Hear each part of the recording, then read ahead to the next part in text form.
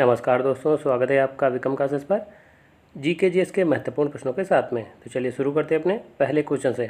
गौतम बुद्ध द्वारा अपने धर्म में दीक्षित किया जाने वाला अंतिम व्यक्ति निम्न में कौन था? सही आंसर है बी, सुबुद्ध।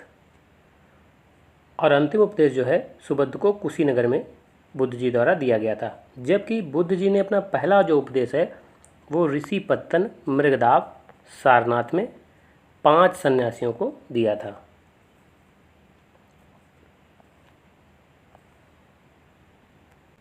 क्वेश्चन नंबर 2, निम्न में कौन सा मिलान सही नहीं है? सही आंसर है सी, मनका बनाने का कारखाना। मनका बनाने का जो कारखाना है वो चन्हूदड़ों से मिला है और चन्हूदड़ों से ही झूकर झाकर संस्कृति के भी प्रमाण मिले हैं, जबकि धौलावीरा से स्टेडियम मिला है, जल प्रबंधन की व्यवस्था और 10 चिन्हों वाला एक शिलालेख भी मिला है। और धौलावीरा जो है भारत की ये 40वीं जो है यूनेस्को धरोहर में शामिल स्थल है और ये गुजरात में है। जुते हुए खेत के साथ ये कालीबंगा से मिले हैं। घोड़े की हड्डियाँ सुरकोटड़ा से मिली हैं, जबकि 3 युगल समाधियाँ जो हैं ये लोथल से मिली हैं और लोथल से सबसे महत्वपूर्ण यहाँ से बंदरगाह मिला है और यहीं से धान के साक्ष्य भी प्राप्त हुए हैं।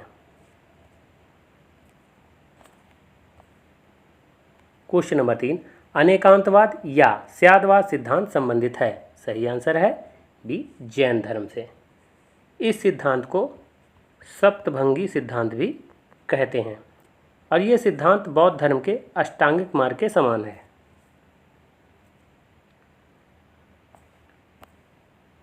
क्वेश्चन नंबर 4, किसके शासनकाल में डायनोसियस भारत आया था? सही आंसर है सी, अशोक के समय में। मिस्र के राजा टालमी फिलाडेल्फस ने जो है राजदूत के रूप में डायनोसियस को अशोक के दरबार में भेजा था, जबकि चंद्रगुप्त मौर्य के दरबार में मेगस्थनीज आया था, जिसकी प्रसिद्ध पुस्तक है इंडिका, और बिंदुसार के दरबार में डायमेकस आया था। क्वेश्चन नंबर 5, प्राचीन भारत में किस वंश का शासनकाल स्वर्ण युग कहा जाता है? सही आंसर है डी, गुप्त काल को। गुप्त काल में श्रेष्ठ शासन व्यवस्था थी, आर्थिक समृद्धि थी, धार्मिक सहिष्णुता, साहित्य, विज्ञान और कला के क्षेत्र में काफ़ी प्रगति हुई थी, इसीलिए इसे स्वर्ण युग कहा गया है। क्वेश्चन नंबर 6, कन्नौज पर आधिपत्य स्थापित करने के लिए त्रिकोणीय संघर्ष में कौन राजवंश शामिल नहीं था? सही आंसर है ए, चोल। त्रिकोणीय संघर्ष में राष्ट्रकूट, पाल और प्रतिहार शामिल थे और कन्नौज को ही महोदय श्रीनगर भी कहा जाता है। क्वेश्चन नंबर 7, भारत में प्रथम मुस्लिम आक्रमणकारी था? सही आंसर है बी, मोहम्मद बिन कासिम। ये 712 ईस्वी में इसने सिंध पर जो है आक्रमण किया था। उस समय सिंध पर दाहिर का शासन था और इस जो युद्ध की जानकारी है वो फारसी ग्रंथ चचनामा से मिलती है और मोहम्मद बिन कासिम एक अरबी था। कभी कभी क्वेश्चन ये पूछा जाता है कि भारत में प्रथम मुस्लिम आक्रमणकारी निम्न में कौन थे, तो उसमें अरबी, तुर्की इस तरीके से ऑप्शन दिए होते हैं, तो उसका सही आंसर होगा अरबी। क्वेश्चन नंबर 8, हके सर्ब अथवा सिंचाई कर लगाने वाला दिल्ली का प्रथम सुल्तान कौन था? सही आंसर है सी, फिरोज शाह तुगलक। और फिरोज शाह तुगलक ने 2 बार अपना राज्याभिषेक करवाया था और इसने ब्राह्मणों पर पहली बार जजिया कर लगाया था और इसको सबसे ज़्यादा नहरों के निर्माण के लिए जाना जाता है और सबसे ज़्यादा जो गुलाम थे इसी के दरबार में थे। इसने दीवाने खैरात की स्थापना की थी, दीवाने बंदगान की स्थापना की थी और दारुल सफा की भी इसने स्थापना की थी।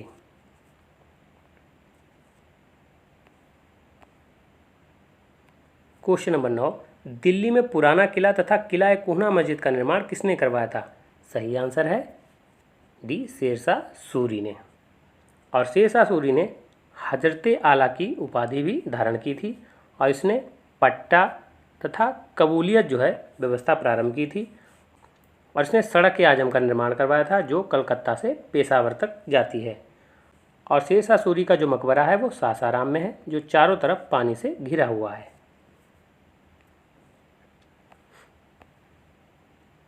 क्वेश्चन नंबर 10, अकबर के समय में रज्मनामा नाम से फारसी में अनुवाद किस महाकाव्य का किया गया? सही आंसर है ए, महाभारत का।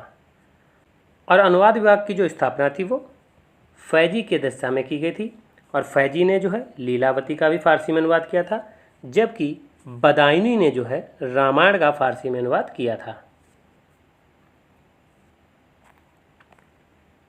क्वेश्चन नंबर 11, लॉर्ड वेलेजली की सहायक संधि को स्वीकार करने वाला पहला शासक कौन था? सही आंसर है बी, हैदराबाद का निजाम। और वेलेजली द्वारा सहायक संधि जो शुरुआत हुई थी वो 1798 में हुई थी। क्वेश्चन नंबर 12, लॉर्ड कॉर्नवालिस द्वारा स्थायी बंदोबस्त कब लागू किया गया? सही आंसर है सी, 1793 में। यह व्यवस्था बंगाल, बिहार, उड़ीसा और वाराणसी के क्षेत्र में लागू की गई थी और ये जो है भारत के कुल भूभाग के 19% पर लागू थी। और इसमें जो था कंपनी को 10/11 भाग प्राप्त होता था, जबकि जमींदार को 1/11 भाग मिलता था। इसे सूर्यास्त कानून भी कहते थे।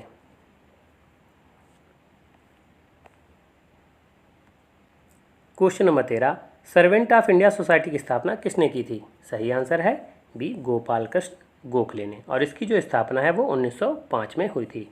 इसे भारत सेवक समाज भी हिंदी में कहते हैं।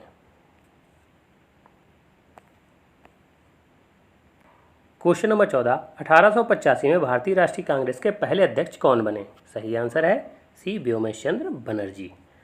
और यह अधिवेशन जो है बम्बई में हुआ था, जबकि इसके संस्थापक जो हैं वो ए.ओ. ह्यूम हैं और इस समय जो गवर्नर जनरल है वो डफरिन है।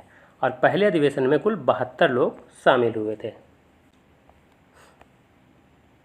क्वेश्चन नंबर 15, 8 अप्रैल 1929 को भगत सिंह ने केंद्रीय असेंबली में किसके साथ बम फेंका था? सही आंसर है डी, बटुकेश्वर दत्त के साथ।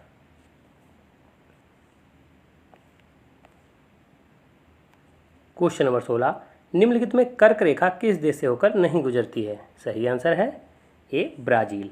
ब्राज़ील से जो है मकर रेखा गुजरती है, जबकि कर्क रेखा 16 देशों से होकर गुजरती है। इसमें Mexico, Libya, Oman, Bahamas, Algeria, Mali, Niger, मिस्र, सऊदी अरब, यूएई, भारत, बांग्लादेश, म्यांमार, चीन और ताइवान शामिल हैं। क्वेश्चन नंबर 17, ड्रैकेंसबर्ग पर्वत कहाँ स्थित है? सही आंसर है बी, दक्षिण अफ्रीका में। और इसके अलावा इसका जो विस्तार है वो लेसोथो में भी है, क्योंकि दक्षिण अफ्रीका के अंदर ही जो है लेसोथो देश भी शामिल है और यह दक्षिण अफ्रीका का सबसे ऊंचा पर्वत भी है। क्वेश्चन नंबर 18, राजस्थान का खेतड़ी किसके लिए प्रसिद्ध है? सही आंसर है ए, तांबे के लिए। क्वेश्चन नंबर 19, ब्रह्मपुत्र नदी को तिब्बत में किस नाम से जानते हैं? सही आंसर है सी, यार्लुंग जंगबो। और इसे सांगपो भी कहते हैं। और ब्रह्मपुत्र नदी का जो उद्गम है वो मानसरोवर झील से होता है। यहाँ से 3 नदियाँ निकलती हैं, ब्रह्मपुत्र, सिंध और सतलज। और ब्रह्मपुत्र नदी जो है अरुणाचल प्रदेश में जब प्रवेश करती है तो इसे दिहांग के नाम से जानते हैं, जबकि असम में इसे ब्रह्मपुत्र के नाम से जानते हैं और बांग्लादेश में इसे जमुना के नाम से जानते हैं। और इसकी कुछ सहायक नदियां हैं, जैसे दिहांग, संकोच, सुबनसिरी, तिस्ता, लोहित। तो ये जो है नदियां इसकी सहायक नदियां हैं। क्वेश्चन नंबर 20, भारत में सबसे ज़्यादा वर्षा किस मानसून से होती है? सही आंसर है ए, दक्षिण पश्चिम मानसून से। और मानसून जो है भारत में प्रवेश करता है केरल से, जबकि भारत में जो है उत्तर पूर्व मानसून से जो वर्षा होती है वो तमिलनाडु और पंजाब में होती है। इसे लौटता हुआ मानसून भी कहते हैं और ये वर्षा जो होती है नवंबर दिसंबर में होती है।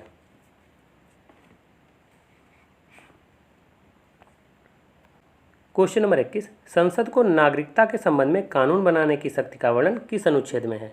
सही आंसर है डी, अनुच्छेद 11 में। और नागरिकता का जो प्रावधान है वह भाग 2 में दिया गया है। और अनुच्छेद जो 5 है ये संविधान के प्रारंभ होने से नागरिकता संबंधित है। अनुच्छेद 6 जो है पाकिस्तान से भारत में आने वाले व्यक्तियों से संबंधित है। और अनुच्छेद 9 जो है जब कोई व्यक्ति विदेशी राज्य की नागरिकता ग्रहण कर लेता है तो उससे संबंधित है। क्वेश्चन नंबर 22, संपत्ति के मौलिक अधिकार को कब समाप्त किया गया? सही आंसर है बी, 44वें संशोधन द्वारा 1978 में। और इसे जो है कानूनी अधिकार बना दिया गया है अनुच्छेद 300 का के तहत शामिल करके। 42वें संविधान को जो है लघु संविधान भी कहते हैं, क्योंकि 42वें संविधान के तहत प्रस्तावना में समाजवादी, पंथनिरपेक्ष और अखंडता शब्द को जोड़ा गया था। और 42वें संविधान संशोधन से ही शिक्षा को समवर्ती सूची में शामिल किया गया था और इसी संशोधन में मौलिक कर्तव्यों को भी जोड़ा गया था। जबकि 61वें संविधान संशोधन 1989 द्वारा जो मतदान की आयु है वो 21 वर्ष से घटाकर 18 वर्ष कर दी गई थी और 73वें संशोधन से 1992 में जो है पंचायती राज को 11वीं अनुसूची के तहत जोड़ा गया। क्वेश्चन नंबर 23, संविधान के किस अनुच्छेद के तहत राष्ट्रपति को प्रधानमंत्री से सूचना प्राप्त करने का अधिकार है? सही आंसर है सी, अनुच्छेद 78 के तहत। जबकि अनुच्छेद 71 के तहत राष्ट्रपति और उपराष्ट्रपति के चुनाव संबंधी जो निर्णय है वो उच्चतम न्यायालय द्वारा लिए जाएंगे। जबकि अनुच्छेद 74 में मंत्रिपरिषद का वर्णन है और इसमें कहा गया है कि राष्ट्रपति जो है मंत्रिपरिषद की सलाह पर कार्य करेगा। और अनुच्छेद 85 में संसद को जो है राष्ट्रपति के अधिवेशन बुलाने, उसका सत्रावसान करने का अधिकार है।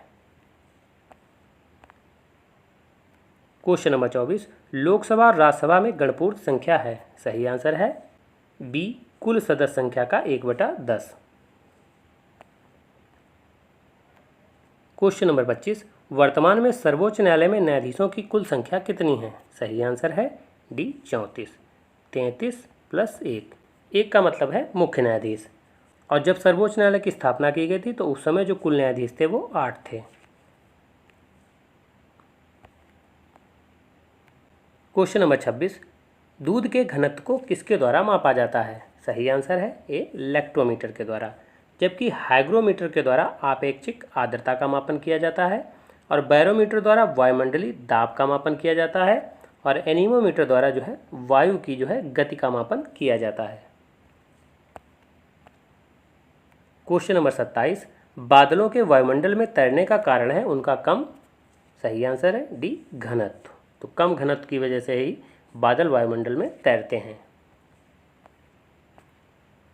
क्वेश्चन नंबर 28, अल्फ्रेड नोबेल ने किसका आविष्कार किया? सही आंसर है बी, डायनामाइट का।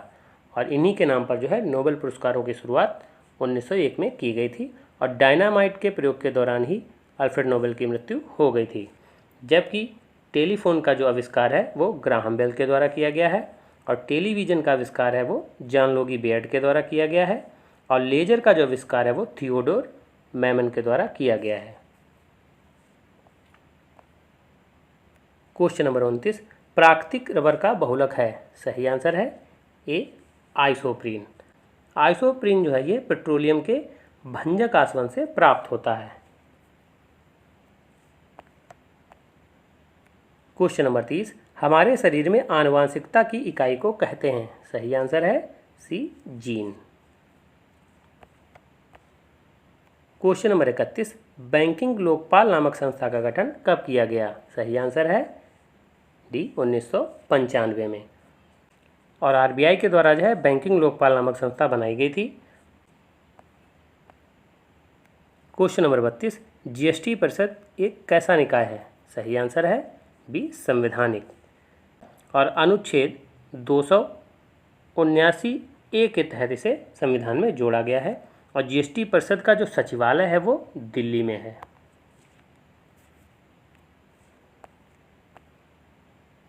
क्वेश्चन नंबर 33, सौभाग्य योजना कब शुरू की गई?